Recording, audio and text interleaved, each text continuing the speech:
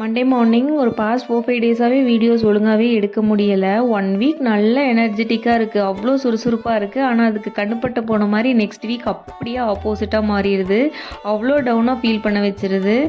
Last week videos ஃபுல்லாகவே brownie, lollipop அது இதுன்னு கொஞ்சம் ஓவர் எனர்ஜெட்டிக்காக போயிட்டேன். அண்ட் இந்த வீக் அதுக்கு அப்படியே ஆப்போசிட்டாக மாறிடுச்சு.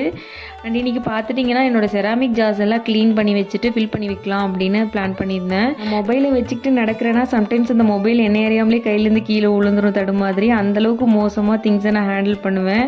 அதே மாதிரி இன்றைக்கி ஒன்று விழுந்துருச்சு, லைட்டாக கிராக் ஆகிடுச்சு. நான் மோஸ்ட்லி செராமிக் ஜார்ஸ் வந்து 2 months ஒன்ஸ் க்ளீன் பண்ணி வச்சுருவேன். அதனாலேயே இந்த வார்ம் வாட்டர், சோடா பவுடர் போட்டு க்ளீன் பண்ணுறது இதெல்லாம் எனக்கு பழக்கமே கிடையாது. 2 months ஒன்ஸ் க்ளீன் பண்ணிட்டோம்னாலே அது நான் நார்மல் வாட்டர் க்ளீன் பண்ணும்போதே நீட்டாக க்ளீனாக இருக்கும். அண்ட் ஆல்சோ பார்த்துட்டிங்கன்னா புளிக்கு மட்டும் 2 ஜாடி யூஸ் பண்ணிப்பேன். ஏன்னா அவ்வளோ பெரிய ஜாடியை பொழுதுனிக்கும் எடுத்து யூஸ் பண்ணிட்டு இருந்தேன்னா கண்டிப்பாக என் கைக்கெலாம் தவறி கீழே விழுந்துடும். அதனாலேயே கொஞ்சமாக போட்டு ரேக் பக்கத்தில் மட்டும் வச்சுக்குவேன்.